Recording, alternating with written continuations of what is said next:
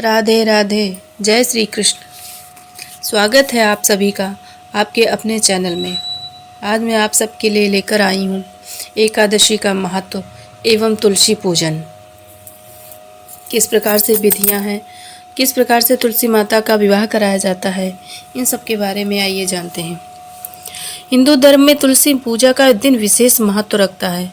इस दिन तुलसी माता का विवाह भगवान श्री शालिग्राम के साथ संपन्न कराया जाता है। तो आइए जानते हैं तुलसी विवाह, मुहूर्त, महत्व और पौराणिक कथा के बारे में। हर साल कार्तिक माह के शुक्ल पक्ष की द्वादशी को तुलसी विवाह का पर्व मनाया जाता है। इस दिन माता तुलसी का विवाह शालिग्राम के साथ संपन्न करवाया जाता है।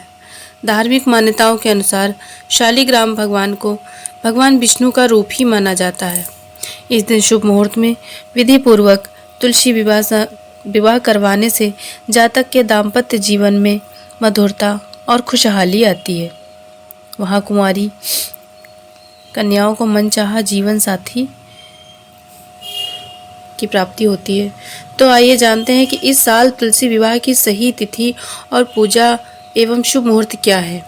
तुलसी विवाह तिथि और शुभ मुहूर्त हिंदू पंचांग के अनुसार कार्तिक माह के शुक्ल पक्ष की द्वादशी तिथि का आरंभ 12 नवंबर को शाम 4:04 पर होगा। द्वादशी समापन 13 नवंबर 2024 को दोपहर 1:01 पर होगा। उदया तिथि के अनुसार तुलसी विवाह 13 नवंबर को मनाया जाएगा। तुलसी विवाह और पूजा के लिए शुभ मुहूर्त दोपहर 1:01 तक रहेगा। तुलसी विवाह का महत्व बता दें कि हिंदू धर्म में तुलसी को अति पूजनीय माना गया है। मान्यता है कि जिस घर में तुलसी का पौधा रहता है वहाँ सदैव धन समृद्धि का वास रहता है। तुलसी की रोजाना पूजा करने से शुभ फलों की प्राप्ति होती है। वहीं तुलसी पूजा के दिन तुलसी माता की पूजा करने से वैवाहिक जीवन में आ रही सभी परेशानियां दूर हो जाती हैं। साथ ही पति पत्नी के बीच प्यार और बढ़ता है और उनका रिश्ता पहले से भी अटूट हो जाता है। तुलसी पूजा के दिन भगवान शालिग्राम का दूल्हा और माता तुलसी का दुल्हन की तरह पूरा श्रृंगार किया जाता है। तुलसी पूजा से जुड़ी पौराणिक कथा प्रचलित पौराणिक कथा के मुताबिक जालंधर का जन्म भगवान शिव के क्रोध से हुआ था। जालंधर आगे चलकर असुरों का शासक बन गया और उसे दैत्यराज जालंधर कहा जाने लगा। जालंधर का विवाह वृंदा से हुआ। वो एक पतिव्रता स्त्री थी। वृंदा भगवान विष्णु की परम भक्त थी। उसकी पतिव्रत की शक्तियों के कारण ही जालंधर दिनों दिन और शक्तिशाली होता चला गया।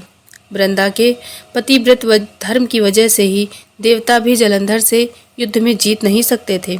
इस वजह से जालंधर को अपनी शक्ति का बहुत अभिमान होने और फिर उसने अपनी देवताओं पत्नियों को भी सताना आरंभ किया।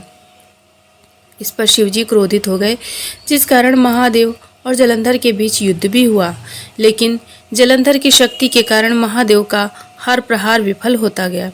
तब भगवान विष्णु ने जालंधर का रूप धारण कर वृंदा के पास पहुंच गए। विष्णु जी को जालंधर के रूप में देखकर उससे वृंदा अपने पति की तरह व्यवहार करने लगी और फिर वृंदा का पतिव्रता धर्म भंग हो गया। इस तरह महादेव द्वारा जालंधर का वध किया गया।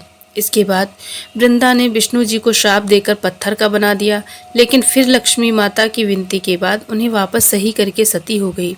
उनकी राख से ही तुलसी के पौधे का जन्म हुआ और उनके साथ शालिग्राम के विवाह की परंपरा शुरू हुई। इसीलिए ये परंपरा आज भी चली आ रही है, जो कि तुलसी का विवाह शालिग्राम के साथ संपन्न करवाया जाता है, क्योंकि इससे पहले उन्होंने शालिग्राम को भगवान विष्णु को पति रूप में पाने की इच्छा की थी। इसीलिए उनका विवाह संपन्न कराया जाता है। बहुत बहुत शुभकामनाएं आपको देवोत्थानी एकादशी की। राधे राधे। जय श्री कृष्ण।